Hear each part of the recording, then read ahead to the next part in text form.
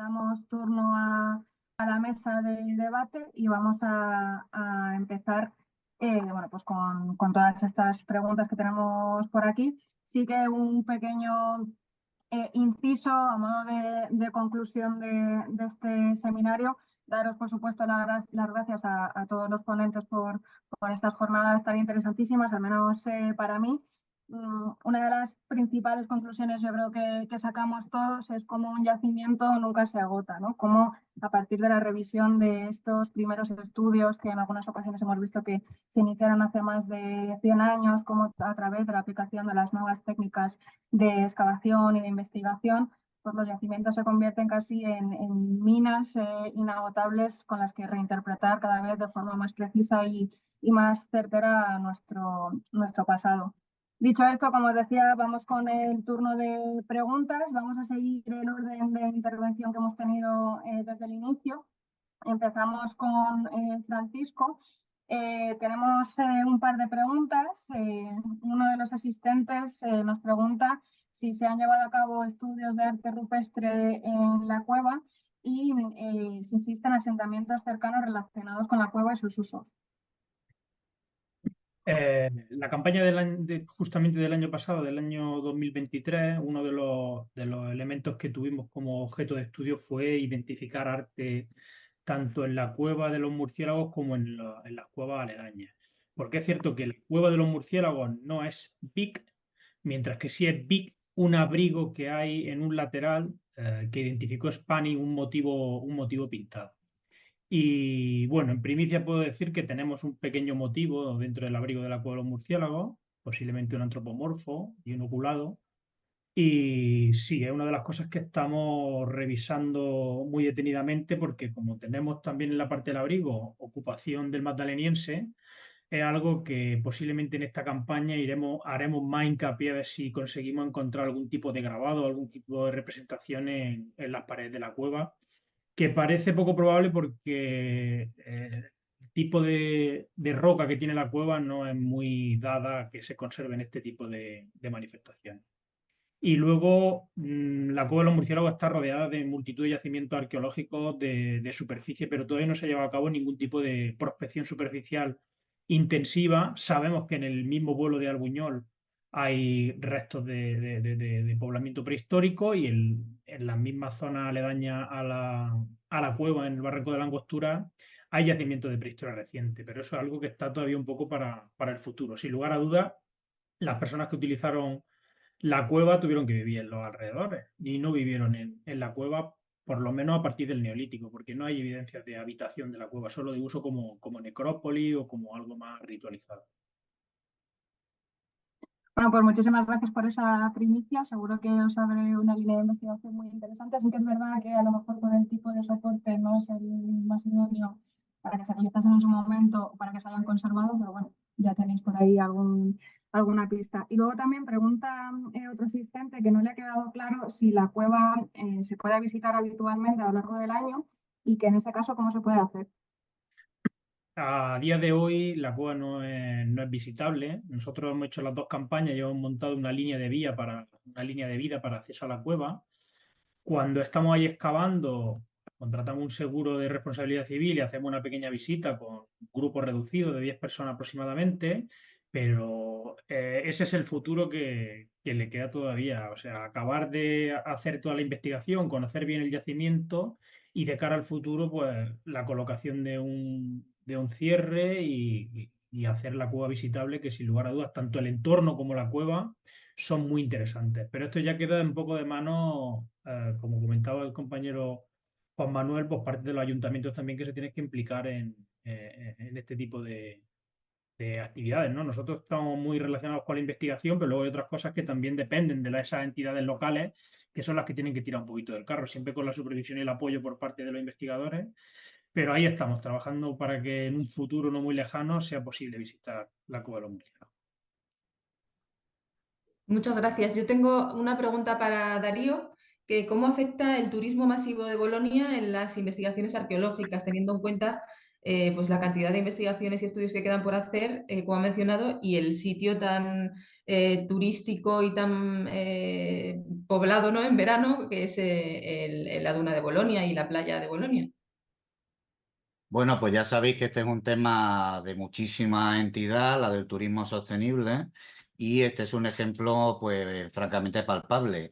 Pensar que las excavaciones arqueológicas que hacemos desde la universidad y las que hacen otros equipos siempre están en zonas acotadas, pero que se ven desde los itinerarios de visita.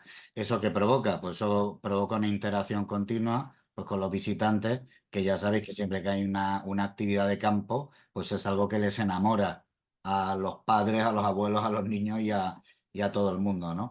Yo sinceramente creo que esta iniciativa de abierto por obras, las jornadas de puertas abiertas, las llamemos como las llamemos, son cosas fundamentales porque eso probablemente es lo que más se les queda a todos los turistas y a todos los visitantes que pasean por el yacimiento. Yo creo que, habiendo escuchado a los compañeros esta mañana, estamos todos muy acostumbrados a difundir las cosas que hacemos, hacer actividades de difusión, de transferencia y demás, y por tanto, pues esa es parte también de nuestro trabajo, ¿no? En ese sentido, deciros también que el Conjunto Arqueológico de Valo Claudia tiene un área de difusión propia, con al menos un técnico a tiempo completo que gestiona todo y con encargos que se externalizan a empresas o industrias culturales, si queréis, de todo tipo, que generan una oferta, sobre todo en ámbito estival, bastante interesante. Yo os animo a que miréis la página del Conjunto Arqueológico de Bailo Claudia porque es muy dinámica y tiene todo tipo de talleres, actividades y demás. También os he de decir que las cosas que hacemos en primera persona los investigadores a la gente le gustan más. Porque en el fondo es como cuando hay una película de cine y cuando tú tienes la posibilidad de ver un actor por ahí, que te estén explicando en primera persona lo que se está haciendo y demás, pues es importante. Nosotros siempre hacemos la noche famosa de los investigadores, que sabéis que es en septiembre. Nosotros hacemos actividades en Baelo, que la haremos también este año, que no es en septiembre, porque como decía mi charla, excavamos la segunda quincena de junio y la primera de julio, y vienen siempre autobuses con perfiles diferentes a ver las excavaciones, no el yacimiento, porque el yacimiento se puede ver a lo largo del año, sino las excavaciones, interactuar con nosotros, a tocar los objetos, que es algo muy fetichista pero que a la gente le encanta. Yo siempre aprovecho para coger alguna moneda que tengo por ahí preparada, ya os podréis imaginar, o un epígrafe, y para ponérselo en la mano a un niño y decirle, aguántalo, aguántamelo mientras yo doy la charla. Y el niño está prácticamente temblando, ¿no? Con las monedas en la mano de lo que le impacta aquello, ¿no? Así que y yo creo que es un valor añadido para la sociedad y también un valor añadido para los proyectos de investigación, porque lo que provocan esta interacción con el público es que se capilarice la información, las actividades que hacemos y por tanto a nosotros también nos viene muy bien.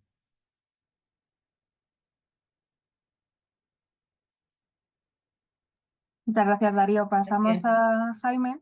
Perdón, no sé si había alguna más duda, perdona. No, no, perdona, que quería darle las gracias, nada más.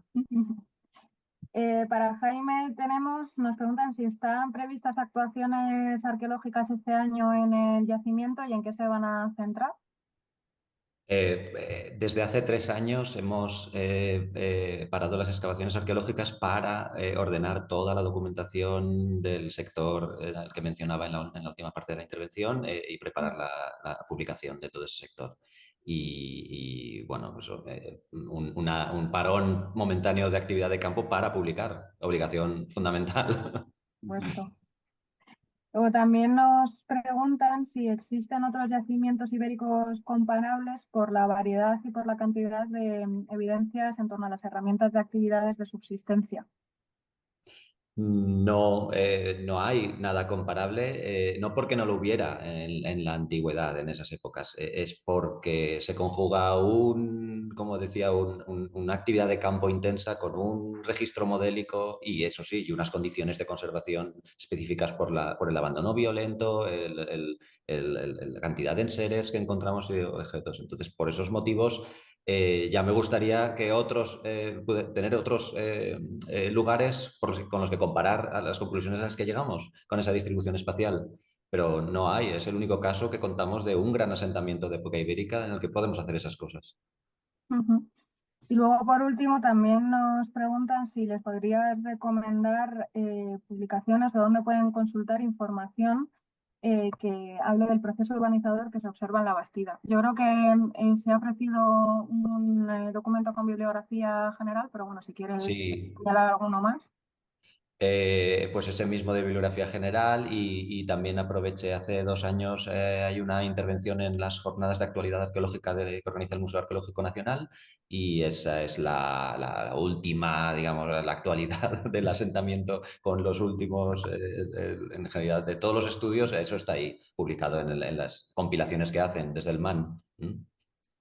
Muy bien, muchas gracias, Jaime. Gracias a vosotros. Yo quería preguntarte, Jaime, bueno, es una pregunta de Juanjo, ¿qué interpretaciones se han hecho de la figura del guerrero de Moisén, que tipológicamente se ha encontrado en otros yacimientos? Bueno, ¿qué interpretaciones se han hecho a este respecto? Si tenéis alguna novedad en eso. Bueno, ahí hay bueno, hay colegas que han interpretado la figura encontrada en la Bastida como parte de una serie de figuritas similares que tienen, sin embargo, muchos problemas de datación porque no tienen contexto. Todas las piezas similares que se han encontrado, en realidad la única con un contexto claro es la de la Bastida de Les Alcuses, que es el siglo IV antes de Cristo, y es un contexto doméstico. Entonces hay una línea interpretativa que vincula esas figuras con estandartes militares. Y bueno, ya en mi opinión eso pues plantea también problemas interpretativos porque un estandarte, la figura tiene 7 centímetros de altura y un estandarte militar pues tiene poca visibilidad, un estandarte militar de este tipo.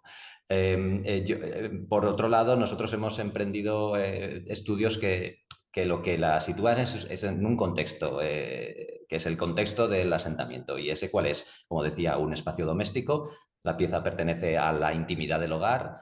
Cualquier cosa que se haría con ella tendría que ver con la interacción directa con la pieza y con una cotidianidad y una intensidad de la interacción que no tiene nada que ver con un estandarte militar. Yo tengo otra perspectiva sobre la pieza y la sitúo en el contexto de la miniaturización de objetos que hay en el asentamiento. Por ejemplo, 2 casas más allá de donde se encontró esta pieza, se encontró una pequeña figurita de un toro uncido que claramente hay que poner en relación con la voluntad de unas familias de un sector del asentamiento para miniaturizar ideas y valores, la tierra, el valor de las armas, etc.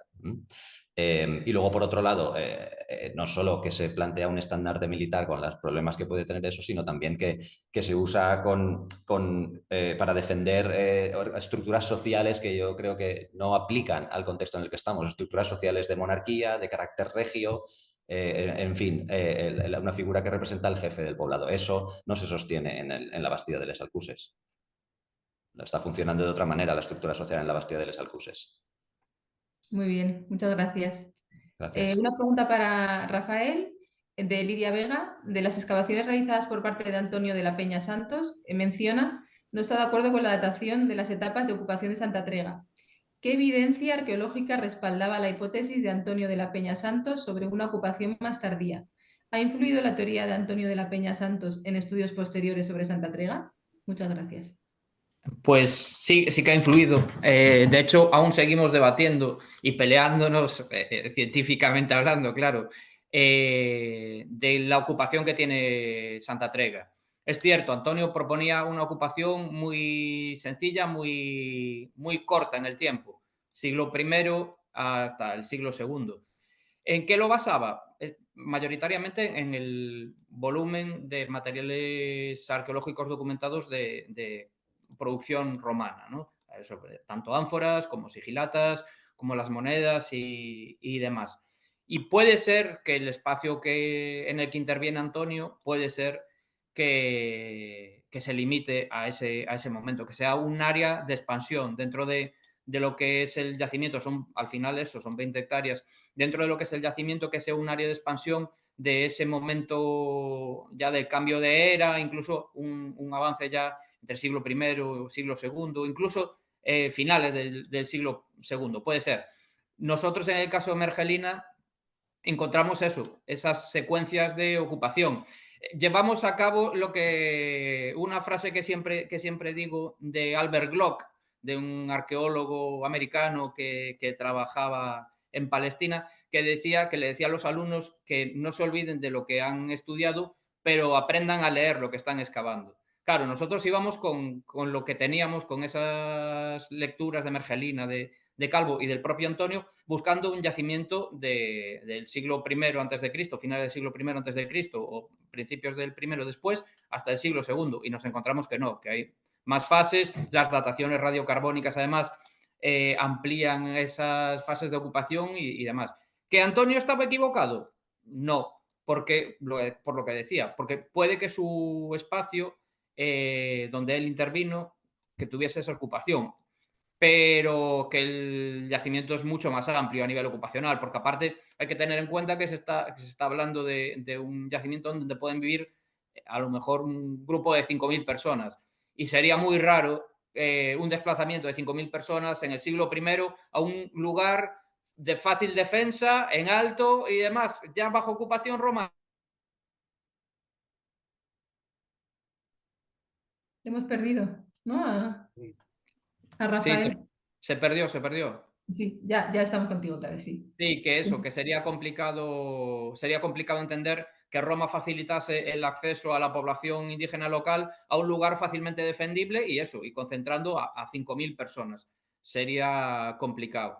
Pero ya digo, ese trabajo de Antonio sí condicionó y sigue condicionando la visión que hay de Santa Trega. Se sigue creyendo que es un yacimiento de una cronología romana, siendo indígena, pero de una cronología romana y no. Hemos visto ya que tiene una ocupación muy amplia desde el bronce final hasta el siglo II, por lo menos.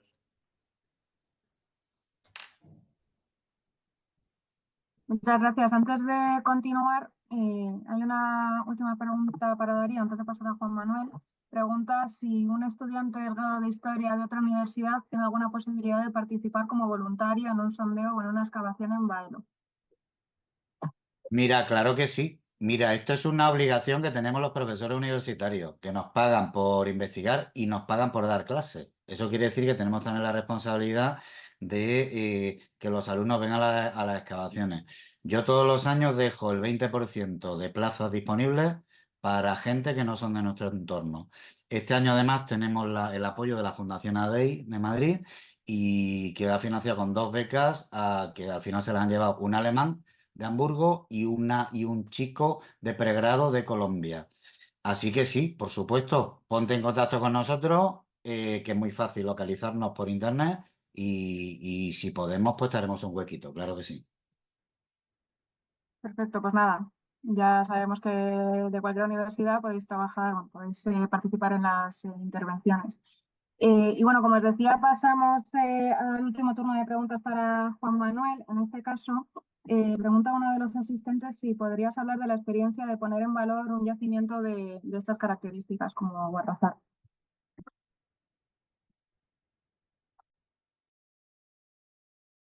El micro, que no se te escucha.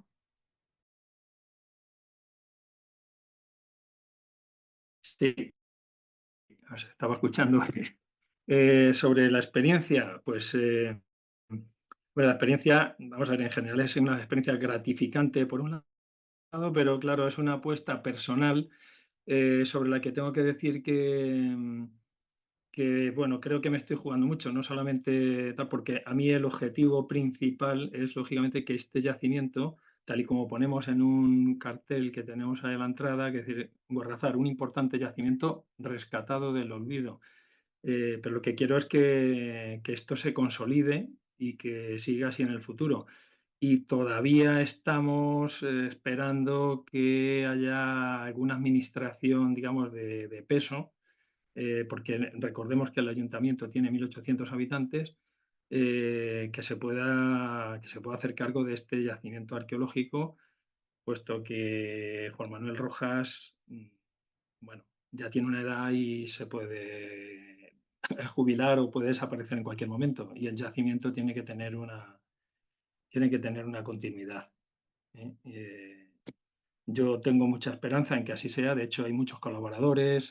Ahora vamos a crear una asociación de amigos de Guarrazar y que le dé, digamos, ese peso por lo menos social también. Y no lo sé, es que hay muchísimos factores, mucho trabajo, porque tenemos que tener en cuenta que es algo que estamos haciendo un pequeño ayuntamiento y un arqueólogo con su pequeña empresa, en algo que es un yacimiento arqueológico que está teniendo una función como puede tener cualquier otro yacimiento que está respaldado por instituciones provinciales o regionales. Pues muchas gracias, Juan Manuel. Ojalá sea así y podáis seguir trabajando tanto desde el punto de vista de la investigación como de la difusión del yacimiento. Vamos a cerrar con una pregunta que han hecho para todos. Dice que continuamente se habla y se comenta y más en redes sociales sobre la necesidad de excavar y de poner en valor los yacimientos, pero que una vez se hace, pues siempre surgen temas relacionados con el dinero, la financiación, la implicación de las instituciones. Y pregunta si no creéis que, por muy interesante que sea el yacimiento, si no hay que procurar, intentar no levantar la liebre, dice, si luego queda, bueno, pues digamos, la ubicación es conocida ya por todos, sin las medidas adecuadas para favorecer la seguridad del yacimiento, ¿no? Dice que hay mucho Indiana Jones en las redes sociales y bueno, que cómo entendéis en este sentido la convivencia entre excavar, difundir y la necesidad de tener, digamos, un plan a corto, medio y largo plazo para gestionar estos yacimientos. ¿Qué hacemos, Marta? ¿Intervenimos todos o cómo? Sí, bueno, por orden, como queráis. Si quieres empezar tú. Vale, bueno, pues mira, yo voy a decir un sacrilegio, pero pienso firmemente que es así. Estamos obsesionados todos con la puesta en valor y hay muchísimas cosas que no convendría poner en valor, no porque no lo merezcan, ni siquiera porque no haya suficientes recursos, sino porque no podemos mantener los yacimientos abiertos con dignidad. Y yo creo que esta es una experiencia que tenemos todos. Siempre que hacemos una investigación, metemos la transferencia y metemos la puesta en valor, pero yo creo que esto es un error. Yo creo que esto, hay lugares, no es lo mismo musealizar en ámbito urbano o en ámbito vivo, si queremos, donde haya gente, donde hay una empresa, donde haya actividad, que musealizar en ámbito rural, donde verdaderamente hay que inyectar recursos continuamente para que eso no se convierta en un vertedero, ¿no? Por tanto, esto es un problema que afecta a todos, ¿eh? A los museólogos, a los responsables de instituciones, a los investigadores y a la sociedad civil en general, porque muchas veces ves iniciativas muy loables por parte de mancomunidades, ayuntamientos, diputaciones, que se empeñan en poner en valor cosas que no se pueden mantener. A mí, ¿sabéis a qué me recuerda esto? Me recuerda a las piscinas y a los polideportivos antes de la crisis de 2007-2008, que todos los pueblos tienen una piscina y un polideportivo o un polígono industrial que son verdaderos lugares fantasmagóricos, porque luego no ha habido ni empresas ni recursos suficientes para que haya habido actividad. Entonces yo creo que esto merece un poco una reflexión, ¿eh? Se han mencionado ejemplos estupendos esta mañana, pero claro, no es lo mismo Baelo Claudia, que tiene 20 personas, que tiene un presupuesto que no es que sea multimillonario, pero que sí tiene un cierto presupuesto para mantenerse, que un yacimiento que está muy alejado de las poblaciones determinadas, donde lo que hay que hacer es un mantenimiento que no se puede asegurar a corto, medio y largo plazo, ¿eh? Yo es sinceramente lo que me pide el corazón que os diga.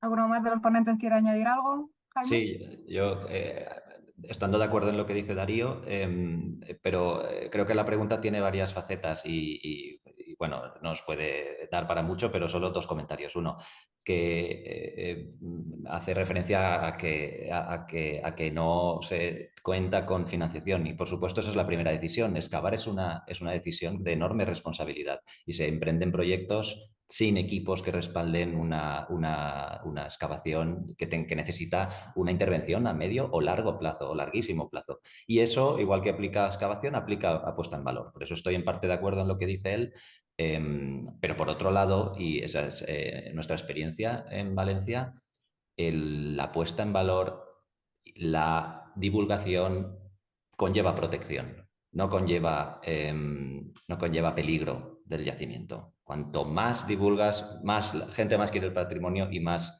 se protege.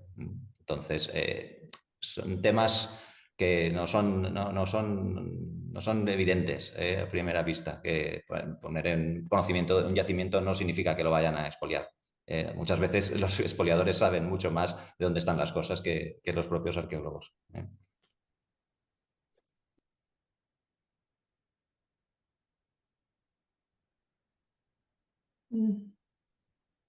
Bueno, yo creo que ya podemos ir concluyendo. Nos hemos pasado un poquito de tiempo, pero bueno, yo creo que merecía la pena para responder a estas preguntas.